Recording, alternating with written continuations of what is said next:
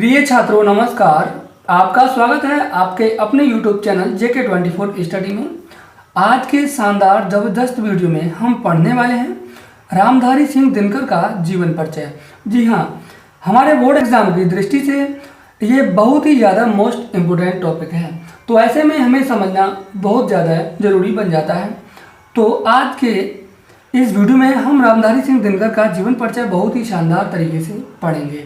ठीक है, तो प्रिय छात्रों, वीडियो को स्टार्ट करने से पहले आपसे एक रिक्वेस्ट है, इस वीडियो को कम से कम 500 लाइक चाहिए।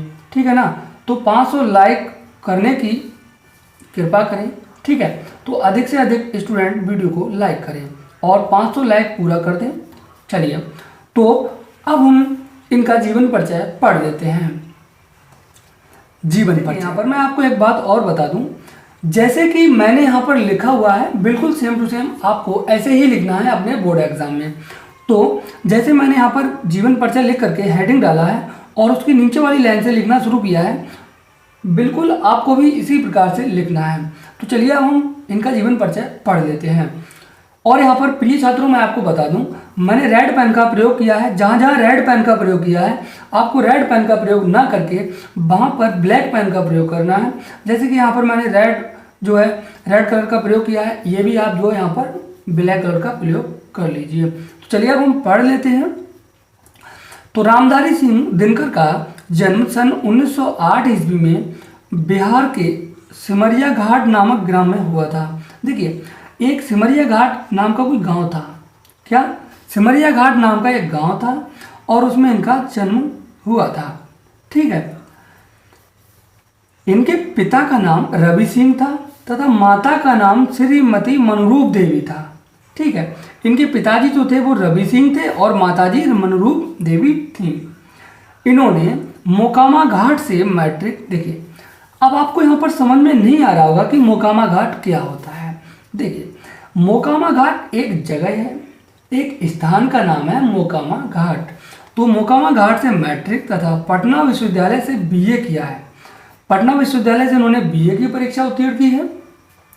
बीए करने के पश्चात दिनकर जी मोकामा घाट हाई स्कूल में 1 वर्ष तक प्राचार्य रहे थे। जहाँ पर उन्होंने अपना हाई स्कूल किया था भाई साहब, ये वहीं पर प्राचार्य बन गए थे। ठीक है, सन 1952 में, कब? सन 1952 में इन्हें राज्यसभा का सदस्य मनोनीत किया गया। राज्यसभा का सदस्य इन्हें बना लिया गया। राज्यसभा का सदस्य मनोनीत उन्हीं को किया जाता है जो लोग हिंदी साहित्य या फिर हिंदी में साहित्य में या फिर कह सकते हो विज्ञान में, ठीक है, इन सब चीज़ों में आगे होते हैं, उन लोगों को मनोनीत किया जाता है राज्यसभा में। और कौन करता है प्रिय छात्रों? ये राष्ट्रपति जी करते हैं। तो देखिए अब हम आगे पढ़ लेते हैं। यहाँ पर ये मैंने आपको बेसिक नॉलेज दे दी। जहाँ ये सन 1962 तक रहे, सन 1963 में भागलपुर विश्वविद्यालय के कुलपति नियुक्त किए गए। ठीक है, इन्हें सन 1959 में पद्म विभूषण पुरस्कार की उपाधि से अलंकृत किया गया। यानी कि सन 1959 में इन्हें जो था पद्म विभूषण दिया गया था सरकार की तरफ से। ये साहित्य अकादमी पुरस्कार और ज्ञानपीठ पुरस्कार से भी सम्मानित किए गए। मतलब कि इन्हें साहित्य अकादमी पुरस्कार भी मिला था और ज्ञानपीठ पुरस्कार भी मिला था। देखिए, यह है महान साहित्यकार सन 1974 में इस संसार से विदा हो गया। यानी कि 1974 में इनकी मृत्यु हो गई थी। तो प्रिय छात्रों, हमने यहाँ पर इनका जीवन परिचय देख लिया है। अब हम कुछ आगे के पॉइंट देख लेते हैं। तो अब हम इनकी कुछ रचनाओं के बारे में जान लेते हैं। दिनकर जी बहुमुखी प्रतिभा के धनी थे। इनकी प्रसिद्ध रचनाएं निम्न हैं, जैसे कि मिट्टी की ओर, अर्धनारीश्वर, कुरुक्षेत्र, परशुराम की प्रतीक्षा। मैंने यहाँ पर 4 रचनाएं लिख ली हैं, 4 रचनाएं लिख ली हैं। आपको ये चारों बहुत ही शानदार तरीके से याद कर लेनी है। अगर आप ये 4 याद नहीं कर सकते हैं तो 3 तो याद कर ही लीजिए कम से कम। ठीक है, अगर आप बोर्ड एग्जाम में 3 लिखे आते हो तो आपको पूरे नंबर मिलेंगे। तो चलिए अब हम आगे के कुछ टॉपिक हैं वो भी देख लेते हैं। अगला टॉपिक आता है भाषा शैली। जी हाँ, भाषा शैली बहुत ही महत्वपूर्ण टॉपिक है। दिनकर जी की भाषा में उर्दू, फारसी और अंग्रेजी शब्दों का प्रयोग मिलता है।